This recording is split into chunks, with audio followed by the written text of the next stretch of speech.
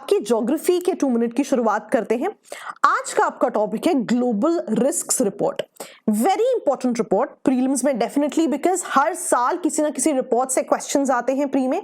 Mains के लिए भी इक्वली इंपॉर्टेंट है, बिकॉज यहाँ पे जो ये 4 रिस्क आप देखोगे उनकी बात कर रहा है, तो वो चारों के चारों रिस्क जो है आप अपने आंसर्स में कोट कर सकते हैं कि लेट्स से कि क्वेश्चंस आते हैं कि कोविड की वजह से वर्ल्ड में क्या इश्यूज आए हैं, या मान लीजिए आपको क्वेश्चन आता है कि पोस्ट कोविड एरा में राइट आप किन इश्यूज को प्रिडिक्ट कर रहे हैं।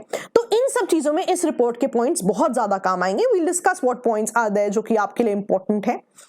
ऑल्सो इस रिपोर्ट की एक बहुत अच्छी चीज क्या है कि ये रिकमेंडेशंस भी देती है, not only risks but the recommendations. Now the recommendations are also very important, because जब आप अपने मेंस के आंसर्स में वे फॉरवर्ड लिखेंगे वहां पे आप इनको यूज कर सकते हैं। तो we'll talk about the application as well. फिलहाल टॉपिक की शुरुआत करते हैं। तो सबसे पहली चीज जो ये इंपॉर्टेंट है कि ये जो रिपोर्ट है कौन सी ऑर्गेनाइजेशन से एसोसिएटेड है, world economic forum. Very important.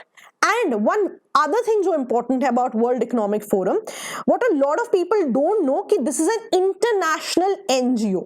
अगर किस तरह की ऑर्गेनाइजेशन के बारे में क्वेश्चंस आ जाए तो a lot of people might think कि ये एक इंटरगवर्नमेंटल ऑर्गेनाइजेशन है, लेकिन नहीं, this is an international NGO, आपको पता होना चाहिए। दूसरी चीज which is very important is हमेशा से वर्ल्ड इकोनॉमिक फोरम का नाम सेम नहीं था। आई थिंक 1970s में बनी थी ये, I think 1971 to be very precise. तो उस समय पर इसका नाम था EMF। जैसे आप IMF याद रखते हो उसी तरह से इसका आप नाम याद रखेंगे EMF, that is European management forum. Eventually जब इसके फंक्शंस बहुत ज्यादा बढ़ गए तो इन्होंने 1980s के एंड में, आई थिंक 87 की बात है, आई थिंक उस समय पे उन्होंने इसका नाम बदल के क्या कर दिया, वर्ल्ड इकोनॉमिक फोरम। तो आपको ये कुछ पॉइंटर्स हैं जो इसके बाद में पता होने चाहिए। Now one very important thing, so I was reading a lot of articles about this and उन आर्टिकल्स में कैटेगोरिकली ये चीज मेंशन थी कि ये जो रिपोर्ट है ये डावोस की मीटिंग से पहले आई है। तो but what those articles did not mention it was कि हर साल इनकी डावोस में ईयरली मीटिंग होती है, तो इनकी ईयरली मीटिंग के बारे में भी आपको पता होना चाहिए। When I say Davos, I am referring to Switzerland. तो ये चीजें जो है बहुत ज्यादा इंपॉर्टेंट है। ठीक है जी, चलिए रिपोर्ट की बात करते हैं। तो नाम से हमें पता लग रहा है कि रिपोर्ट बेसिकली क्या बोल रही है कि वर्ल्ड में रिस्क्स में क्या क्या बदलाव हर बार आते हैं, उस पर रिपोर्ट्स आती हैं। For example last year climate change के बारे में बहुत सारे मुद्दे थे। इस बार बिकॉज कोरोना बहुत ज्यादा रहा है, वर्ल्ड में बहुत तरह के चेंजेस आए हैं, तो उन चेंजेस के बेसिस पे इन्होंने कुछ रिस्क्स प्रिडिक्ट किए हैं जिनकी पॉसिबिलिटी है। नाउ जैसा कि मैंने आपको बताया रिस्क तो प्रिडिक्ट करते ही हैं, प्लस स्ट्रैटेजीज की भी बात करते हैं। एंड अब लेट्स से कि मैं कह रही हूं कि रिस्क्स पे रिपोर्ट आई है तो there has to be some methodology जो फॉलो हो रही है। तो what you have to know is कि बेसिक्स क्या है जो मेथोडोलॉजी में फॉलो हो रहे हैं। फॉर एग्जाम्पल अगर मैं आपको दिखाऊं, सबसे पहले जितने भी मेंबर्स हैं वर्ल्ड इकोनॉमिक फोरम के उनसे एक ग्लोबल रिस्क परसेप्शन सर्वे किया जाता है, राइट। इस सर्वे का जो भी डेटा होता है देन उसको एनालाइज किया जाता है कि सोसाइटी पे उसका क्या इशू है, इकोनॉमी पे उसका क्या इशू है, इंडस्ट्रीज पे उसका क्या इशू है, right. When I say issue I am referring to impacts क्या है, राइट। एक इंटरकनेक्शन बनाया जाता है, पूरा इंपैक्ट एनालिसिस किया जाता है and once the analysis is done उसके बाद जो है रेकमेंड किया जाता है कि इन रिस्क्स को मिटिगेट करने के लिए, इनसे एसोसिएटेड जो भी मुद्दे हैं उनसे खुद को रेजिलिएंट बनाने के लिए किन बातों का हमें ध्यान रखना है। तो अगर मैं आपको इनकी की फाइंडिंग्स बताऊं तो 4 की फाइंडिंग्स है, वेरी इंपॉर्टेंट फाइंडिंग्स। चारों की चारों जो फाइंडिंग्स है आप अपने मेंस के आंसर में डायरेक्टली कोट कर सकते हैं कि अगर आपको क्वेश्चन आ जाता है, लेट्स से सोसाइटी की बात कर लेते हैं कि कोविड की वजह से क्या इश्यूज आए हैं, राइट। या लेट्स से कि आपसे इकोनॉमी में पूछ लिया जाए कि क्या इश्यूज आपको लगते हैं जो कि अराइज हुए हैं, you can write all the 4 points as it is and the best part being आपके पास रिपोर्ट भी है, तो आपके आंसर की ऑथेंटिसिटी जो है बहुत ज्यादा बढ़ जाती है। बट यस, प्री में भी उतनी ही पॉसिबिलिटी है इन चारों ऑप्शंस के आने की, तो let's discuss these options.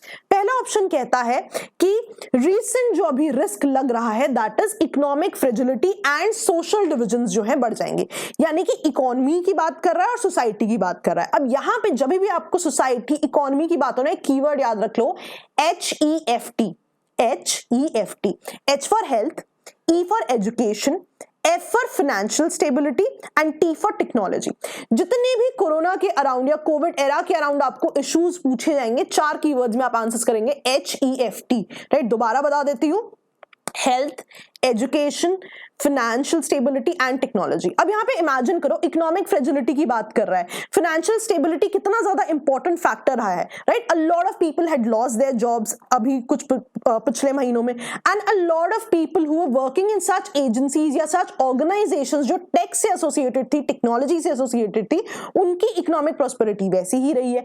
And then there have been other industries जिनकी इकोनॉमिक प्रोस्पेरिटी बहुत ज्यादा बढ़ गई है, for example the online industry. तो आप देख रहे हैं इकोनॉमिक डिविजन्स बहुत ज्यादा बढ़े हैं। जैसे ही इकोनॉमिक डिविजन्स बढ़ेंगे, इसका मतलब है फाइनेंशियल डिविजन्स भी बढ़ेंगे। हर एक स्ट्रैटा की फाइनेंशियल स्टेबिलिटी भी वैसी ही बदलती जाएगी। जैसे ही फाइनेंशियल स्टेबिलिटी बदली, HEFT आपकी हेल्थ पे मुद्दा आएगा, क्योंकि different people will be able to afford different sort of health care facilities. Next, education, a lot of people according to their financial stabilities उनका एजुकेशन की एक्सेसिबिलिटी भी डिफरेंट हो जाएगी।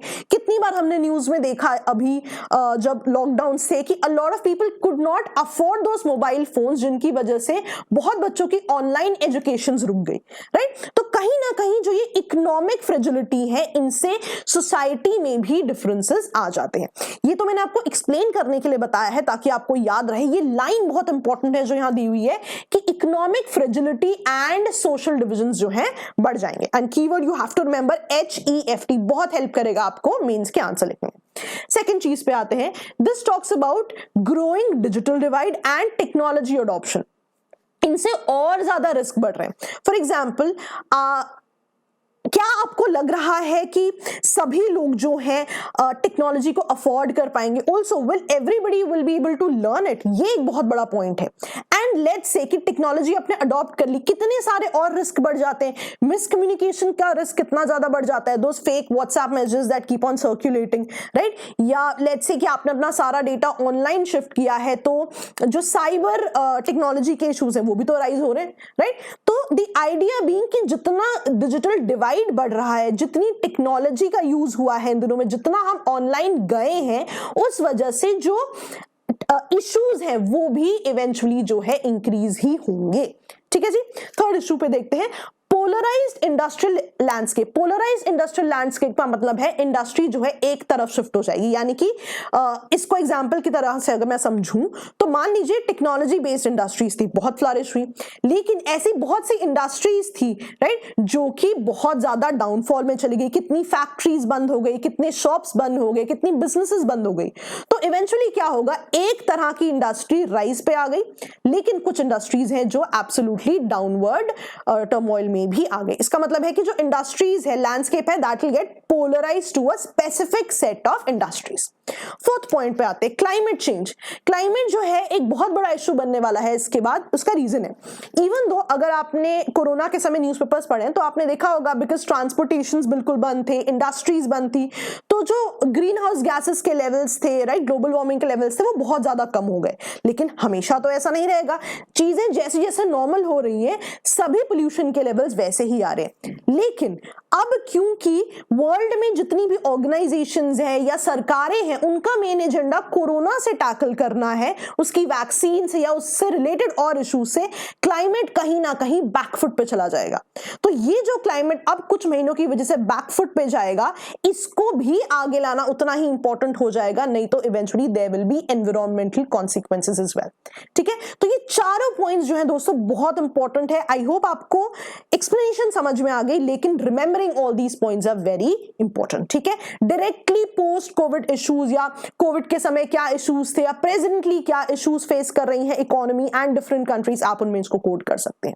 नेक्स्ट स्टेप देखते हैं। यहाँ पे रिपोर्ट और भी चीजों की बात करती है जो आपको बहुत माइन्यूट पता होने चाहिए। अगर आप यहां देखो तो it talks about certain top risks, कि इस रिपोर्ट के अनुसार कुछ टॉप रिस्क हैं बाय इंपैक्ट, कि ऐसे रिस्क जिनका इंपैक्ट बहुत ज्यादा होगा।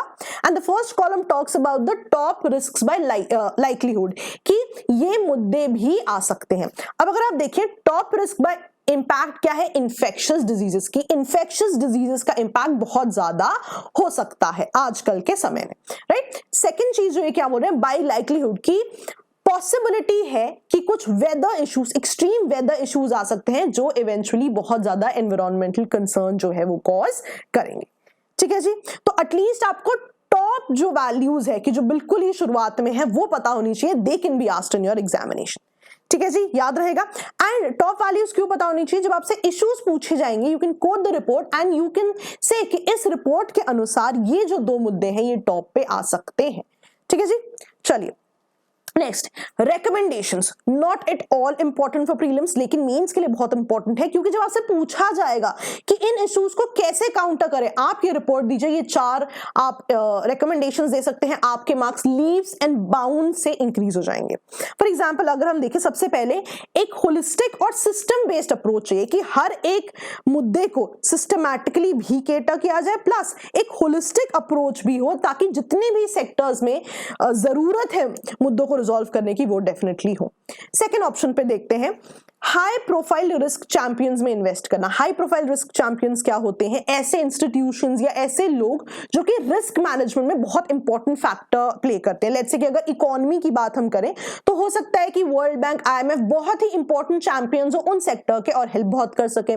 सिमिलरली जो इन्फ्लुएंशियल लीडर्स हैं वो बहुत ज्यादा इसमें हेल्प कर सकते हैं। जो इन्फ्लुएंशियल इंस्टीट्यूशंस हैं, a lot of NGOs as well, कि अपने अपने सेक्टर्स में जो टॉप के इंस्टीट्यूशंस हैं जो रिस्क मैनेजमेंट में, रिस्क मिटिगेशन में हेल्प कर सकते हैं, उनमें इन्वेस्ट किया जाए, उनको और बढ़ावा दिया जाए। Third, combating miss information. याद है हमने पीछे एक पॉइंट पढ़ा था कि टेक्नोलॉजी का बहुत बड़ा ड्रॉबैक होने वाला है कि मिस इन्फॉर्मेशन बहुत ज्यादा आगे बढ़ेगी। तो मिस इन्फॉर्मेशन के साथ साथ जो रिस्क से एसोसिएटेड कम्युनिकेशन है उनको भी सही करना बहुत ज्यादा जरूरी है। And the last one says कि बिकॉज आपको रिस्क प्रिपेयर्डनेस पे काम करना पड़ेगा, आप पब्लिक प्राइवेट जो है पार्टनरशिप स्पेस पे बात कीजिए। वेरी इंपॉर्टेंट 4 पॉइंट्स, डायरेक्टली इनको नोट कर लीजिए। You can quote these in a lot of answers and you not have to give example as well अलग से, बिकॉज रिपोर्ट में इन चारों चीजों की डायरेक्टली बात है। ठीक है जी, याद रहेगा ना। जस्ट फॉर योर कन्वीनियंस मैंने और 3 रिपोर्ट्स दी हैं जो WEF से एसोसिएटेड है, मेक श्योर आप उनको याद रखें। Global competitiveness report, global gender gap report and travel and tourism report as well. तो बिल्कुल कोशिश की है कि जितना डेटा हो सके दोस्तों हम आपको प्रोवाइड करें। Download the PDF, study them, study well and all the best. कोई भी आपको इशू हो, कोई भी doubts, you can always mail us, you can always call us up, you can always schedule calls. और जो भी इशूज हो दोस्तों, we'll try to give you more and more content. Study well, prepare well, all the best. That's all from my end. Okay दोस्तों, bye bye.